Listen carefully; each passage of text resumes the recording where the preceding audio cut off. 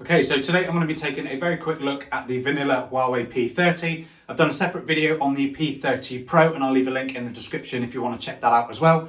So the P30 was released at the same time as the P30 Pro and it did strip back on a few features to get the price a little bit lower. So if you're interested in finding out if the P30 is worth buying in 2023, stick around for this video and let's get into it. So if we quickly start talking about the design of the Huawei P30, it's got the same glass and aluminium build as the P30 Pro, just on a considerably smaller footprint.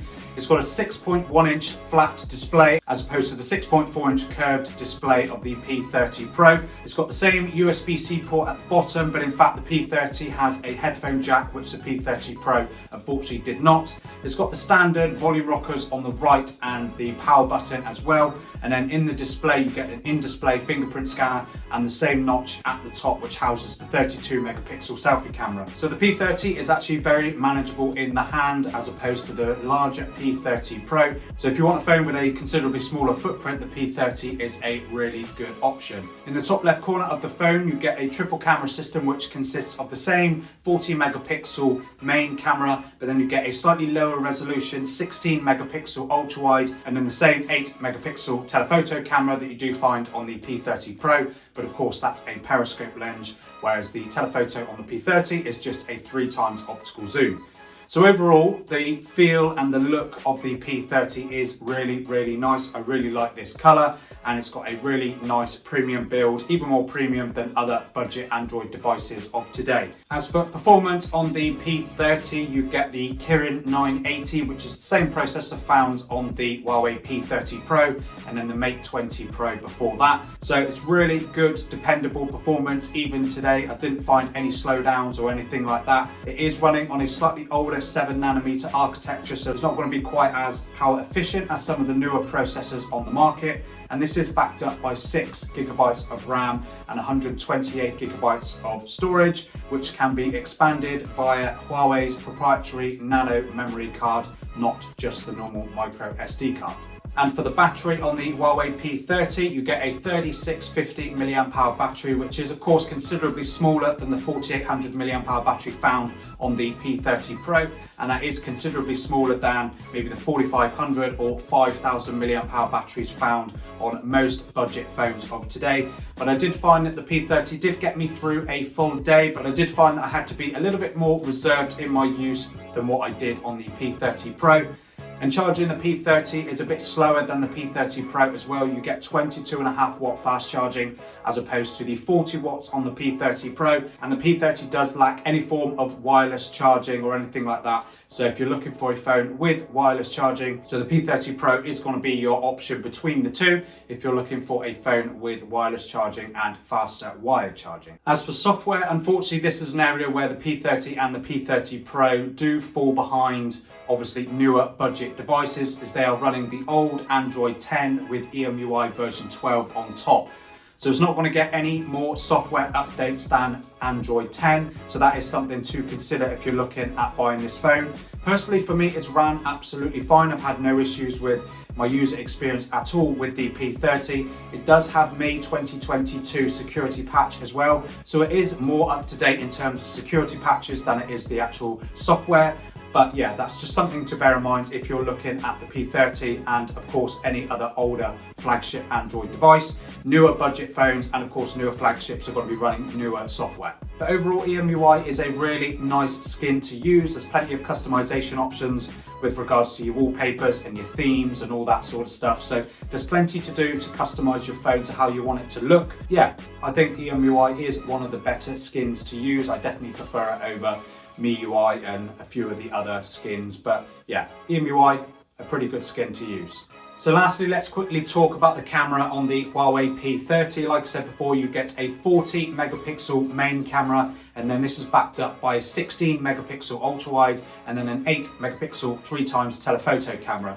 And overall, the photos from the P30 come out with plenty of detail. They are 4-in-1 bin down to 10 megapixel images for bright shots in lower light, and it allows you to bring a little more detail into the photos. The AI has been toned down considerably from the P20 Pro, which I did have, and I did find that was really aggressive, but the photos come out really nice. I've had no complaints with the photos from the P30. The 16 megapixel ultra wide camera is actually really refreshing to use on the P30 after using so many of these budget 8 megapixel ultra wides that are just terrible in terms of their overall detail and quality.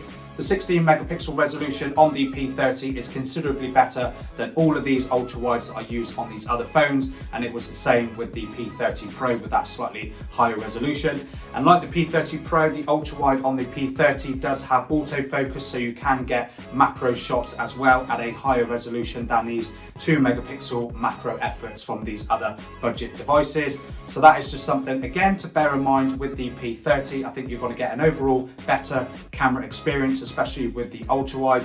And then of course you've got that 8 megapixel 3x optical zoom telephoto camera, which can punch all the way to 30 times digital zoom.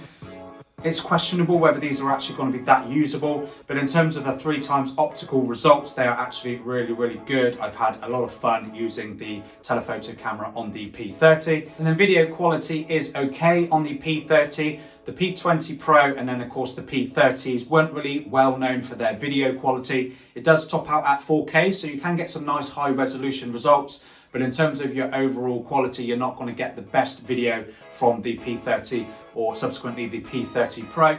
But it'd still be plenty to get you some home movies of the kids or your pets or anything like that. I don't think you're going to be disappointed with the quality of the video from the P30. It's just not the best of what you can find at this price point.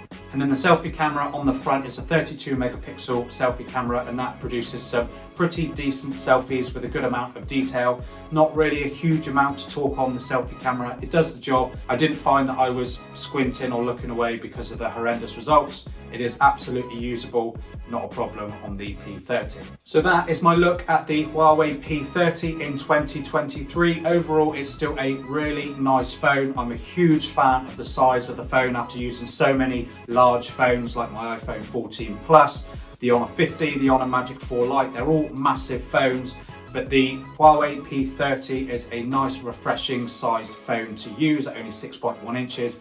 Really nice and manageable in the hands, really premium design, in-display fingerprint scanner, a really great triple camera system on the back with a decent ultra wide camera, dependable battery life if you're not a heavy user with games or video editing or anything like that. I don't think you'll be disappointed if you picked up a P30. The only downside I think is the lack of updated software. So of course running Android 10 instead of one of the newer Android 11 or 12. Of course 13 is going to be out of the question. But for 120 quid, which is what I paid secondhand for this P30, and it is in basically perfect condition.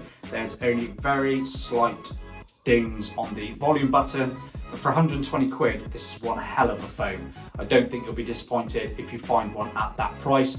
But let me know in the comments what you think of the P30. Is it a phone that you would consider buying in 2023? Is it a phone that you have now? Maybe you're looking to upgrade. I'd love to hear your thoughts, so drop them down in the comments. And if you like this video, give it a thumbs up and subscribe to the channel if you like videos like this. I've got plenty more on the way in 2023. Thank you for watching, and I will see you in the next video.